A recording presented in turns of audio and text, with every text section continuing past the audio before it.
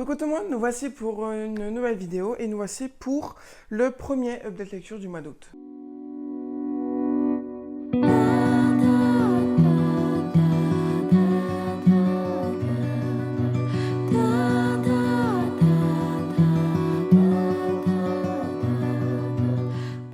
Donc au mois d'août, nous avons 10 livres qui commencent à partir du 4 août jusqu'à aujourd'hui même, le 16 août. J'ai fini un livre ce matin, donc on va parler de tout ça très vite.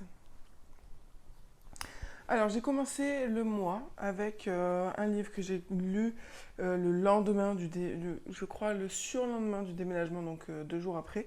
Je me l'étais acheté au moment de faire des courses et je l'avais vu au format poche dans le magasin, et puis j'ai eu un petit coup de cœur pour ces éditions. Déjà pour la maison d'édition mère, mais surtout pour la catégorie poche de cette maison d'édition, parce que je la trouve vraiment hyper abordable. Et surtout pour les yeux, c'est vraiment super aéré. Il y a beaucoup d'espace enfin les interlignes sont assez espacées, les marges aussi. Et du coup, ça change des poches où c'est vraiment très très compliqué de lire. Et je parle de City Poche avec Le Dîner de Freda McFadden. Alors, Freda McFadden, donc vous avez vu que j'ai fait ma découverte de cette autrice. Et j'avais vu déjà passer énormément ce livre-là sur les réseaux. Donc c'est un livre dont tu es le héros, hein, ce qui ne change pas trop de ce à quoi on est habitué. Sauf que là, du coup, eh bien, on est dans un thriller, et selon les choix que l'on va faire, soit on meurt, soit on survit, soit on va avoir des fins complètement what the fuck, mais vraiment what the fuck. Des choses auxquelles je ne m'attendais pas du tout dans un thriller. Je pensais que ça allait être très très rationnel et un thriller général quoi, de ce qu'on connaît, mais en fait pas du tout. Va s'inviter du fantastique. Beaucoup peut-être l'ont vu, l'ont lu ou entendu quelque part qu'il était possible qu'on finisse avec un Yeti dans les 22 fins possibles de cette histoire. Alors, c'est pas exceptionnel, c'est pas, ça casse pas trois pattes à un canard, j'ai envie de dire, mais pour un petit moment comme ça où vous traversez un moment un peu dur, vous n'avez pas forcément le temps de se plonger dans un vrai roman, voilà, je trouve que c'est quand même c'est sympatoche quoi. Voilà, c'est sympatoche, c'est un petit 3 sur 5. On a envie ben, voilà, de refaire et refaire les fins pour avoir ben, une plus jolie fin que de se faire tuer ou autre. Donc il y en a 22. Je crois que j'en ai fait bien la moitié et ça m'a suffi parce que forcément ben, après on relit les mêmes passages. Et ça gâche un petit peu le truc quand on force trop, je pense. Mais voilà, c'est plutôt sympathique. Ça m'a remis dans la lecture après le déménagement, donc c'est plutôt une bonne nouvelle en soi. Mais voilà, c'est pas non plus, ça casse pas trois pattes à un canard. Ça fait énormément de bruit parce que c'est cette autrice. Mais sinon, au niveau du contenu, c'est vrai que j'aurais espéré un petit peu plus. Par exemple, l'intrigue principale est bien amenée dès le début, mais après ça part trop en bibrine, et du coup j'aurais voulu qu'on creuse un peu plus, que l'héroïne doive se creuser un peu plus les méninges, qu'on doive faire un peu plus de choix, de choses comme ça, qu'on creuse cette intrigue plutôt que d'y passer assez vite finalement. Ensuite j'ai lu 2 BD que j'ai emprunté donc à la nouvelle bibliothèque. Donc là maintenant j'habite à Aix, donc au Méjeanne. Donc il s'agit du tome 5 des Sorcières de Brooklyn, donc ça fait un petit moment que je le voulais. Quand il est sorti, je voulais l'acheter, mais je n'ai pas pu. Ensuite, je l'ai fait suggérer à mon travail, mais les commandes sont en stand-by en ce moment, donc heureusement qu'à Aix, je l'ai trouvé. Donc c'est une histoire qui se suit hein, en 5 tomes, là, à la maison. À la maison, j'ai le tome 1, non, j'ai le tome 4, je crois, ou le tome 3, je sais plus. Il est où ? Non, je sais plus. Bref, donc c'est une histoire de trois... Enfin, il y a des sorcières et des humains. Je crois que dans le lot, nous avons 3 sorcières et une humaine. Et là, nous allons enquêter avec ces jeunes sorciers sur des comportements bizarres, sur des lettres bizarres. Et ils vont se rendre compte que peut-être il y a une sorcière malfaisante qui s'amuse avec le destin des humains. Il y a pas mal de nostalgie dans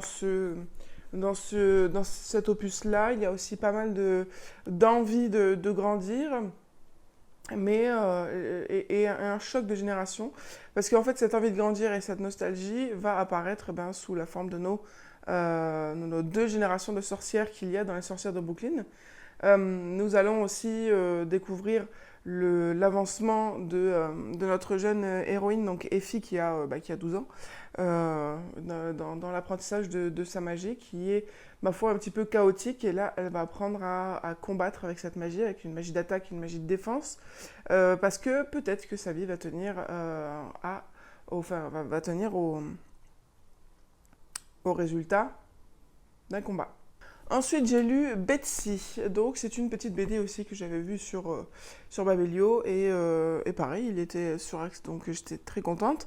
Donc, Betsy, c'est une jeune fille qui vit dans une famille qui est assez rigide, je dirais, et qui vit seulement par 3 principes. Nous avons indispensable, nécessaire et inutile, je crois. Oui, c'est ça. L'inutile, l'indispensable et le nécessaire. Et donc, ses parents rangent tout dans ces 3 catégories. Et nous avons un jour, notre jeune héroïne, donc Betsy, va avoir un petit accident qui va, à son réveil, lui donner la capacité de communiquer avec les animaux. Et au fur et à mesure de son histoire, elle va se rendre compte qu'elle a envie de mener le combat tel que trouver la meilleure des nourritures pour les chiens, pour l'instant pour les chiens, après peut-être pour les autres animaux, parce qu'elle trouve qu'on n'écoute pas les animaux, on n'écoute pas leurs besoins, leurs envies, leurs goûts, et du coup elle va s'entourer d'une belle bande de toutous, et ils vont faire plein de tests de nourriture, de choses comme ça, sauf que forcément les lobbies ne vont pas être très contents, et c'est un petit peu ça le gros de l'histoire. Mais il y a pas mal de philosophie quand même dans cette histoire, de par le fait de la pensée de notre jeune fille et de la pensée, je pense, des auteurs qui veulent nous la communiquer sur le bien-être des animaux, sur l'importance de leurs sentiments, de leur envie, de leur goût, on doit faire... Comme nous, on aime bien se préparer des petits plats, c'est pas parce que ce sont des animaux qu'on doit leur donner tout et n'importe quoi. Et ça se rapporte à la nourriture, mais il y a plein d'autres valeurs qui vont se rapporter à leur qualité de vie, globalement. Voilà, donc c'était une BD très très sympa. Beaucoup vont se moquer d'elle au début, et puis après vont se rendre compte qu'ils avaient peut-être tort de se moquer. Ses parents aussi ont été assez durs avec elle, en ne la prenant pas au sérieux lors de ses projets. Et puis après, peut-être que les choses vont s'arranger. Mais voilà, c'était une très belle histoire, en tout cas pour nos jeunes, sur le respect de la qualité de vie de nos animaux. Ensuite, j'ai lu Les secrets du manoir Blackstone, donc Blackstorm, de Jean-Salvatore Pina aux éditions Baudelaire. Donc c'est vraiment un tout petit livre. Je dirais que ce n'est pas ce à quoi je m'attendais, dans le sens où on entre dans un univers qui nous donne très très envie en lisant le résumé. On parle d'une série de disparitions inexpliquées, d'un inspecteur dans une forêt obscure. On va avoir une jeune fille, Sarah, qui va enquêter sur un manoir, qui va être rejointe par une autre jeune femme versée dans les arts occultes pour déterrer les secrets de cette famille Blackthorn. Le seul problème, du coup, c'est que en lisant ça, on s'attend à une sorte de thriller surnaturel. Sauf que, comme beaucoup d'autres, au final, après avoir regardé sur Simplement Pro les avis, on est plutôt sur une tranche de vie, j'ai envie de dire. Parce qu'on est un petit peu plus dans la psychologie de cette jeune fille qui est Sarah. On n'est pas du tout dans l'enquête avec l'enquêteur. L'enquêteur, si vous voulez, on va très très vite le voir passer au début du roman, puis après on ne va plus jamais en entendre parler. Ensuite, cette série de disparitions inexpliquées aussi, on y passe très très vite. Au final, on va surtout énormément tourner autour du personnage de Sarah, qui va être à la recherche de ses racines familiales, qui va découvrir des choses sur sa véritable identité. Et dans sa quête d'identité, voilà, c'est plus ça en fait. C'est plus une quête d'identité qu'un thriller surnaturel. Cette quête d'identité, elle va croiser Rebecca qui est versée dans les airs occultes. Sarah va apprendre à ses côtés. Elles vont se séparer d'une quelconque manière et puis Sarah va faire son bout de chemin seule, quitte à aller vivre dans le manoir pour essayer de découvrir des secrets. Le seul problème, c'est que ces secrets-là, c'est pas vraiment ce à quoi on espérait, on se doutait plutôt que c'était ça. Et du coup, la révélation était plutôt attendue et du coup un peu décevante.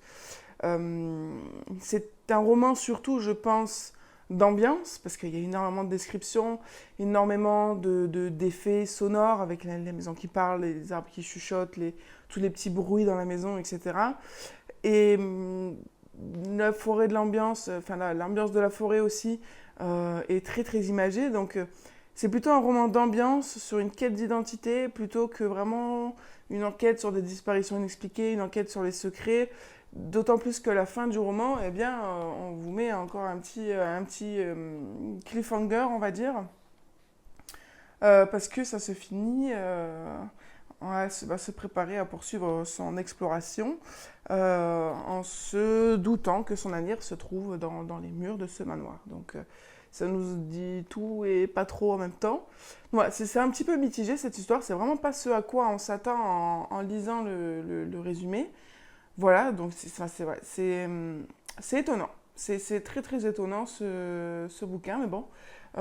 Les 50 premières pages étaient beaucoup plus intéressantes que les 50 dernières, parce que le livre fait 100 pages, hein, mais les 50 premières étaient plus intéressantes dans le sens où on va avoir ce côté enquête avec notre enquêteur, mais qui va être quand même assez rapide, mais surtout on va avoir un peu plus de dynamisme avec nos deux personnages féminins. Et après, voilà, les 50 suivantes, c'est vraiment la découverte du manoir, de la forêt, et puis, voilà, comme quand je vous dis, beaucoup de scènes d'ambiance, de choses comme ça, donc un peu moins dynamique. Ensuite, j'ai lu énormément de thrillers, encore une fois. Hein.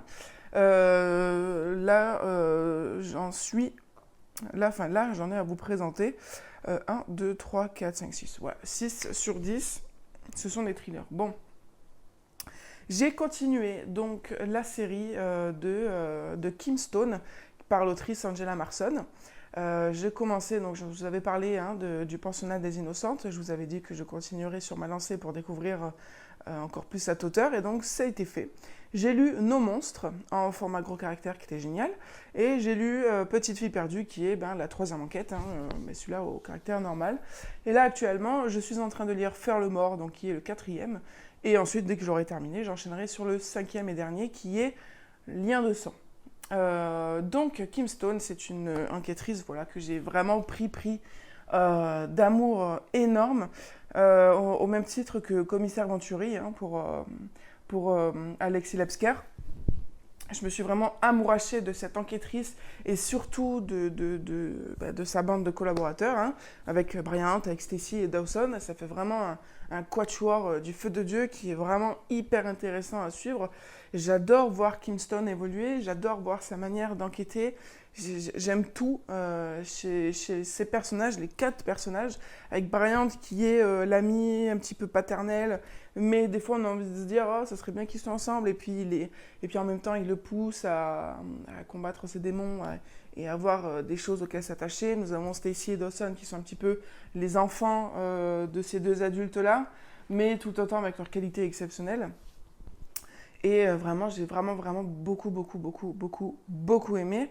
Donc, on est sur des enquêtes qui sont complètement différentes. Le fil rouge ne se tient qu'avec la psychologie et le développement des personnages. Donc, avec Petite fille perdue, on est sur une histoire d'enlèvement d'enfants qui est vraiment assez assez dur. Et Nos Monstres, je pense que c'est mon deuxième préféré, là, pour l'instant, des trois. Nos Monstres, on va vraiment, vraiment creuser le passé de Kim Stone, et c'était vraiment à la fois excellent et à la fois assez triste, parce qu'il va y avoir une psy qui va s'amuser à faire des expériences sur ses patients et qui va à chaque fois les pousser à faire le pire. Et malheureusement, cette psy va essayer de s'attaquer à Kim Stone parce qu'elle a un passé qui est quand même compliqué à porter. Et du coup, elle va taper là où ça fait mal. Et Kim Stone va être à la fois très très pris par tous les corps qui vont être retrouvés de manière suspecte, des gens qui vont faire des trucs vraiment suspects. Et d'un autre côté, cette psy qu'elle n'arrive pas à s'enlever de la tête, elle est persuadée qu'elle a un truc bizarre. Et en plus de ça, la psy commence à se rapprocher d'elle. Donc du coup, elle va devoir jouer sur ces deux tableaux-là pour peut-être comprendre que les deux ont quelque chose à voir. Bon, c'est clairement dit au début du roman, mais du coup, on veut savoir pourquoi cette psy fait ça. On veut savoir qui va gagner du combat entre Kim et cette psy. Et surtout, ce qui est intéressant, c'est toute la manipulation psychologique auquel on est témoin entre la psy et les patients. Donc, pour l'instant, vraiment, pour moi, cette autrice, Angela Merson, c'est vraiment un coup de cœur énorme. Et je suis pas contente d'avoir passé le pas, parce que, comme je vous l'ai dit, je l'ai eu 2 fois dans ma palle, et les 2 fois, je les ai virés. Alors que, en fait, ce sont vraiment des coups de cœur. Donc... Ensuite, donc, il nous en reste 4, dont 2 que j'ai et d'autres que non, parce que ce sont des emprunts. J'ai lu Les Secrets, j'ai lu La femme de ménage Watou. Les Secrets, c'était le tome 2. La femme de ménage Watou, donc c'est le tome 3. J'ai bien aimé ce tome 3, mais j'ai bien aimé le fait que le couple soit mis à rude épreuve, mais de l'intérieur, que ça remette en cause leurs propres valeurs et que... voilà, ça touche le cercle le premier, j'ai envie de dire. J'ai bien aimé ce tome 3, un peu plus que Le Dîner, mais bon, c'est 2 choses différentes. Le seul petit truc qui m'embête un petit peu, entre guillemets, c'est que je pense que j'avais deviné déjà depuis un petit moment ce qui se passait entre les deux là. J'avais deviné aussi qui avait fait quoi, mais pareil, celui-là, je l'ai lu quoi Oui, non, si, je l'ai lu il y a un petit moment déjà. Mais bon, je suis bien contente de l'avoir lu, d'avoir lu du Freda McFadden. Je pense que je continuerai à en lire d'elle. Le seul truc, c'est que avant de lire celui-là, j'avais essayé de lire La Prof, et j'en étais, je crois, à 100 pages ou 200 pages, je sais plus, 100 pages. J'étais à 100 pages et j'ai pas continué. Je l'ai abandonné, mis de côté, on va dire, parce que j'étais pas du tout dedans. J'avais pas du tout d'accroche avec les personnages, bien que là, vu que j'ai relu du Freda McFadden, je me dis, bon, je vais peut-être réessayer La Prof. Peut-être que c'est sûr que on passe de thriller sanglant, de thriller psychologique, direct à Freda McFadden, c'était peut-être pas le bon mood, le bon moyen de faire les choses. Lui, je l'ai lu après quand même Nos Monstres et Petite Fille Perdue, mais là c'était voulu dans le sens où vraiment Nos Monstres et Petite Fille Perdue m'avaient mis dans un sacré état, et du coup j'avais besoin de légèreté, je l'ai lu, et après l'avoir lu, j'ai pu relire d'autres thrillers un petit peu plus sanglants et plus noirs. Là, La Prof, je l'avais testé juste après Le Dîner, donc peut-être que pour moi c'était trop redondant, trop léger, et voilà. Là, peut-être pendant les congés, là, parce que pendant les congés, je me suis prévu pas mal de thrillers assez noirs, donc peut-être que je relirai La Prof et que là, ça passera peut-être un peu mieux entre 2 thrillers qui m'auront fait un petit peu mal au cœur. Mais voilà, je suis toujours bien contente du lire du Freda McFadden, c'est bien. Après, c'est vrai que c'est psychologique, mais pas autant que du Angela Merson ou que du Neko Takian dont je vais vous parler après, ou du Jack Expert, ou Love Mom, je ne sais plus qui l'a écrit. Bref, voilà, c'est 2 poids, 2 mesures quand même. Mais voilà, je suis bien contente. Je sais qu'il y en a un qui sort en septembre ou en octobre. Je crois que c'est en octobre qui va sortir. Je vais essayer de le lire aussi. Je crois que c'est Love Debbie ou Love Letter to Debbie, un truc comme ça. Mais bon, voilà, pourquoi pas. Et donc, il m'en reste 3. Donc, j'ai lu Je suis Amélie Langlais de Jacques Expert, et l'autre auteur, je ne sais plus. Alors, je ne sais pas qui a écrit quoi, donc je ne peux pas vous parler des plumes de l'auteur, tout sauf que j'ai bien aimé dans la globalité comment c'était écrit. Après, savoir ce qu'a écrit Jack Expert ou savoir ce qu'a écrit l'autre auteur, je ne sais pas. Mais en tout cas, ça m'a donné envie de découvrir d'autres œuvres de Jack Expert. Donc du coup, dans ma palle de cet été, là, je me retrouve avec le Carnet des rancunes qui est en gros caractère, ce qui est une bonne chose. Mais c'est vrai que le Carnet des rancunes me parle encore plus parce que cette histoire de vengeance, je crois, 30 ans après ou 40 ans après, ça me plaît beaucoup. Et donc là, je suis Amélie Langlais, ça m'a vraiment beaucoup, beaucoup plu. Au début, j'étais un petit peu sceptique sur le déroulé de la chose. Et puis le côté psychologique m'a vraiment, vraiment eu. Le côté très, très prenant de savoir qui est la vraie Amélie Langlais, avec nos enquêteurs qui sont pressés par le journaliste, par là, juste la hiérarchie, hein, qui les force à résoudre au plus vite l'enquête, et puis quitte à leur faire des bourdes. J'ai trouvé que c'était vraiment, vraiment très, très bon.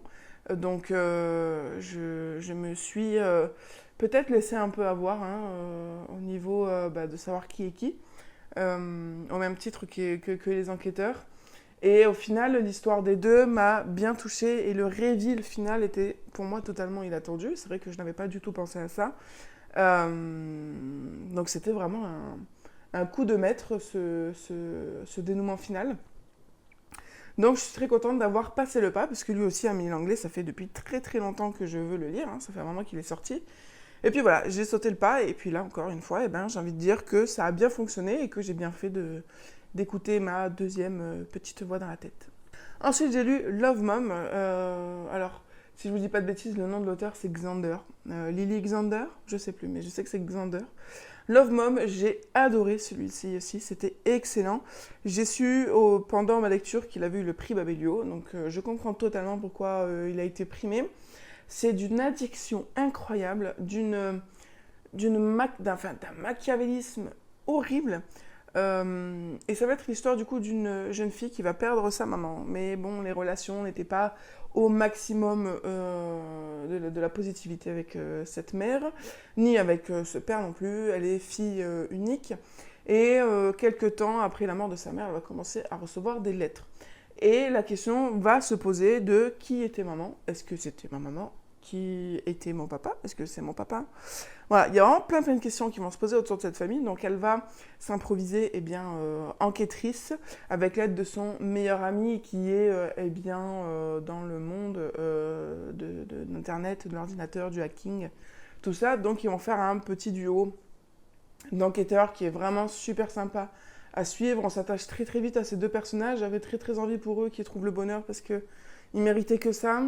Et voilà, j'ai vraiment adoré ce roman-là. À chaque nouvelle lettre, de nouvelles révélations, de nouvelles recherches, de nouvelles trouvailles, de nouvelles révélations. Enfin, voilà, ça n'en finit plus. Je crois qu'il y a 6 lettres en tout. Et la 7e arrive en fin. Et c'était vraiment, vraiment génial. Écrit très, très bien. C'est pas écrit avec énormément de fioritures, de langue hyper soutenue, mais c'est vraiment ce qu'il faut, je pense, parce que la situation délicate dans laquelle se trouvent nos deux personnages qui ne sont pas des professionnels là-dedans, voilà, ça résume parfaitement leur état d'esprit et leur personnalité. Mais voilà, c'était vraiment super, super addictif. Donc je suis très contente, peut-être que je vais lire d'autres livres de cet auteur du coup.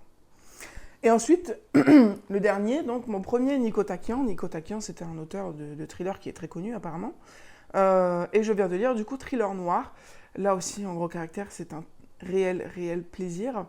Donc là, on est vraiment dans un roman qui est très sombre, à la limite un peu du gore, parce qu'on va avoir des prélèvements d'organes, on va avoir des corps vraiment meurtris, des victimes très jeunes, des victimes qui vont être marquées au fer blanc.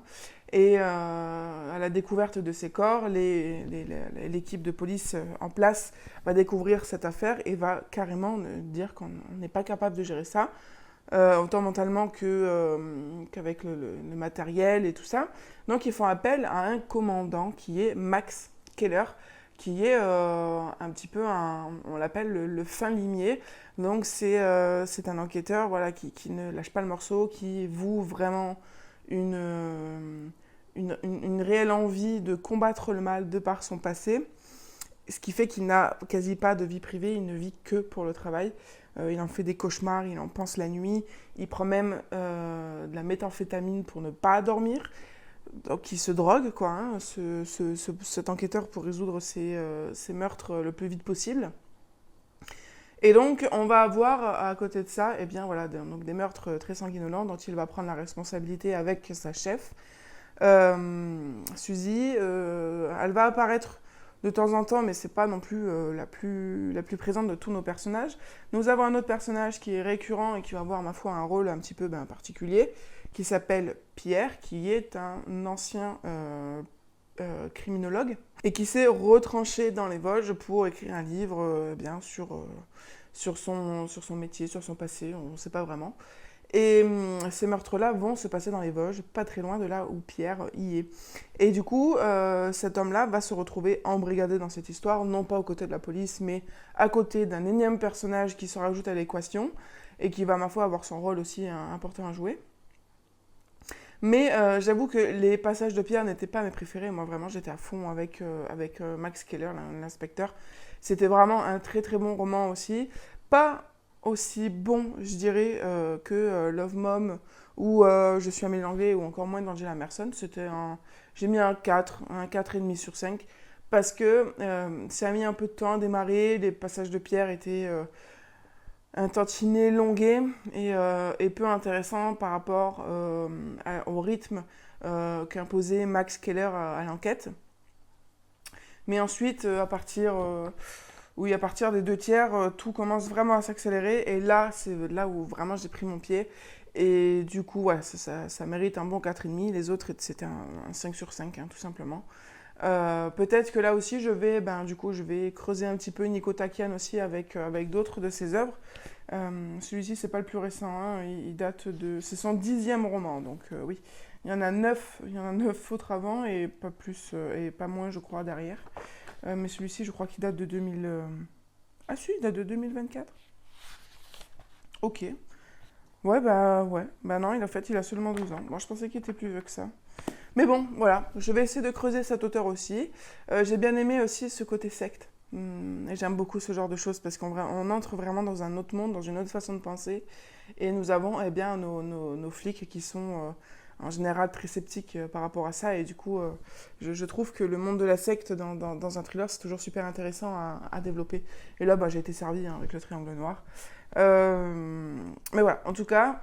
C'était aussi une très très bonne découverte. Je découvre de nouveaux auteurs tous les jours en ce moment. Donc c'est vraiment, vraiment génial. Par exemple, là aussi, pendant les vacances, je vais découvrir Monsieur Saucé. Je ne sais plus quel prénom c'est. Patrick Saucé ? Patrick Saucé, François Saucé, Patrick Saucé. Non, c'est Patrick Saucé, je crois. Et je vais lire Invisible, par exemple. Il y a d'autres aussi, d'autres auteurs que je vais découvrir. Il y a Monsieur Treyman aussi. Je suis désolée, je me souviens que des noms parce que au boulot c'est rangé par nom et du coup le prénom passe souvent à la trappe. Mais voilà, je vais découvrir plein d'auteurs cet été et du coup je suis vraiment très contente. C'est vrai que depuis début de l'année, je me disais mais je lis toujours pas de thriller, en 6 mois j'en ai pas lu un. Et là du coup je fais que ça. Donc c'est pas plus mal. Donc voilà, il y a d'autres thrillers qui vont m'attendre à la bibliothèque qu'on va aller chercher mardi.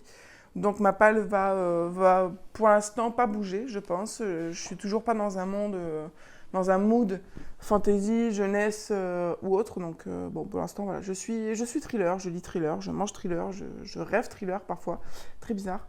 Mais voilà, ça me convient parfaitement. Seulement normalement les thrillers, je les lis plutôt en été ou en hiver, donc peut-être que la machine s'est inversée ou peut-être que c'est ma manière à moi de passer outre cet été interminable. Mais bon, voilà. Écoutez, j'espère que cette vidéo vous aura plu, que vous avez découvert de nouveaux thrillers ou que vous avez redécouvert des thrillers que vous avez aimés. Je vous fais plein de gros bisous et je vous dis à très bientôt sur la chaîne pour une nouvelle vidéo.